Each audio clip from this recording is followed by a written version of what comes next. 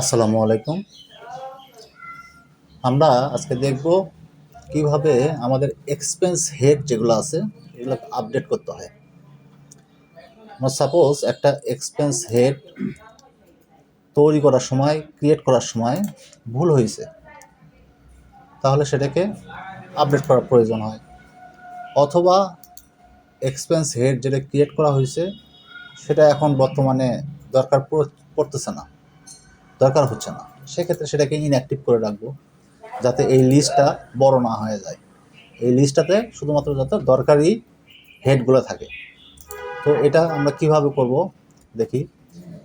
আমরা এই আপডেট করা এক্সপেন্স হেড আপডেট করার জন্য আপডেটে যাব, আপডেট থেকে আপডেট এক্সপেন্স হেড এখানে যাব। এখানে গেলে দেখেন এই লিস্টটাতে কিন্তু আপনি অ্যাক্টিভ ইনঅ্যাক্টিভ সবগুলা হেডই পাবেন, যতগুলো হেড আপনি ক্রিয়েট করছেন। তো একটা হেড আপনি যখন ক্রিয়েট করতে গিয়ে যদি ভুল হয়ে থাকে, এটা যদি এই ভ্যান গ্যারেজ এটাকে সিলেক্ট করলাম, সিলেক্ট করলে এখানে আসলো। এখন আপনি যদি মনে করেন যে ভ্যান গ্যারেজ হবে না, ভ্যান রিপেয়ার হবে, আপনি ভুল করে ভ্যান গ্যারেজ তৈরি করছেন, কিন্তু ভ্যান গ্যারেজ হবে না, তাহলে এখানে ভ্যান রিপেয়ার দিলাম। ভ্যান রিপেয়ার দিয়ে আপডেট করলাম। আপডেট করলে এখানে দেখেন দেখাচ্ছে যে সাকসেসফুলি আপডেটেড, তার মানে এটা সঠিকভাবে আপডেট হয়েছে। তাহলে এটা আমি যাচাই করে দেখি। এক্সপেন্স এন্ট্রিতে গেলে দেখেন, এখানে দেখেন ভ্যান রিপেয়ার, ভ্যান গ্যারেজ নামে কিন্তু কোনো হেড নাই। এখন এখানে আর একটা জিনিস ব্যাপার আছে, সেটা হচ্ছে যে আপনি ভালো করে খেয়াল করেন, ভ্যান গ্যারেজ নামে হেডটা ছিল, ওই হেডে যদি আপনি কিছু ডাটা এন্ট্রি করে থাকেন, তাহলে সেই ডাটাগুলো কিন্তু এই ভ্যান রিপেয়ারের ভিতরেই চলে যাবে, কারণ আপনি এটাকে আপডেট করছেন, নামটা চেঞ্জ করছেন। নাম চেঞ্জ করছেন তার মানে শুধুমাত্র টাইটেলটা চেঞ্জ হয়েছে, আপনি যে ডাটা এন্ট্রি করছেন সেগুলো কিন্তু চেঞ্জ হয়নি, সেগুলো কিন্তু এর আন্ডারেই আছে। এই ভ্যান গ্যারেজ যেটা ছিল সেটা ভ্যান রিপেয়ার হয়ে গেছে, তার মানে ওই ডাটাগুলো কিন্তু এন্ট্রি যে করছেন ওটা কিন্তু ভ্যান রিপেয়ারের ভিতরে চলে আসছে। আপনি এর পরবর্তীতে যখন রিপোর্ট দেখবেন, যে কোনো রিপোর্ট, তখন কিন্তু ভ্যান গ্যারেজে যত টাকা এন্ট্রি করছেন সবগুলো কিন্তু এই ভ্যান রিপেয়ারের ভিতরে চলে আসবে। এই জিনিসটা একটু খেয়াল করবেন। আর সাপোজ এখানে এই যে তিনটা আছে, আমার এই তিনটার ভিতরে ভ্যান রিপেয়ারটা আমার প্রয়োজন হয় না, প্রয়োজন যদি না হয় তাহলে এটাকে ইনঅ্যাক্টিভ করে রাখবো। ইনঅ্যাক্টিভ করলে এখানে লিস্টটা ছোট হয়ে যাবে, মানে দরকারি আইটেমগুলো শুধুমাত্র থাকবে, দরকারি হেডগুলো শুধুমাত্র থাকবে, তাতে আপনার কাজের জন্য সুবিধা হবে। সেটার জন্য আপনাকে আপডেট এক্সপেন্স হেডেই যেতে হবে।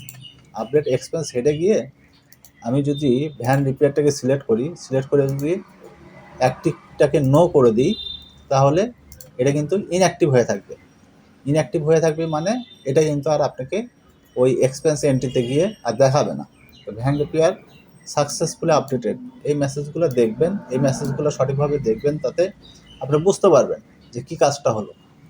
আচ্ছা, আমি তাহলে এখন দেখি যে ভ্যান রিপেয়ার যেটা, এই হেডটা আছে কি না।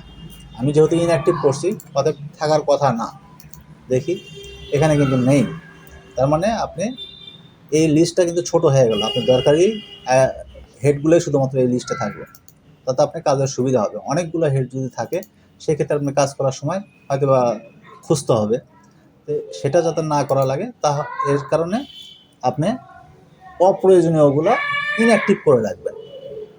আচ্ছা, তাহলে আপনি একটা ইনঅ্যাক্টিভ করছি, সেটাকে আবার হয়তো বা আমার দরকার, অর্থাৎ নতুন, আপনি যখন দরকার হবে তখন মনে করবেন যে নতুন আরেকটা খুলে নিই।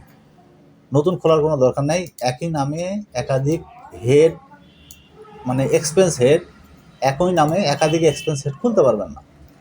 তা আপনি যেটা ইনঅ্যাক্টিভ করে রাখছেন সেটা যদি আবার দরকার হয়, তাহলে আপনি আবার আপডেটে গিয়ে সেটাকে অ্যাক্টিভ করে নেবেন, তাহলে আবার সেটা আপনার লিস্টে চলে আসবে। এটা অ্যাক্টিভ নো করা আছে, অ্যাক্টিভ ইয়েস করে দেবেন। তাহলে দেখেন এখানে বলতেছে যে সাকসেসফুলি আপডেটেড। আচ্ছা, তাহলে আমি আবার গিয়ে দেখি, এক্সপেন্স এন্ট্রিতে গিয়ে দেখি, এখানে দেখেন ভ্যান রিপেয়ার কিন্তু আবার এখানে চলে আসছে। তো আমরা আমাদের এক্সপেন্স হেড যদি পরিবর্তন করা কিংবা ইনঅ্যাক্টিভ করা কিংবা অ্যাক্টিভ করা প্রয়োজন হয়, তাহলে আমরা এভাবে অ্যাক্টিভ ইনঅ্যাক্টিভ অথবা পরিবর্তন করব, সেটা আপডেট থেকে, আপডেট এক্সপেন্স হেড থেকে। ধন্যবাদ।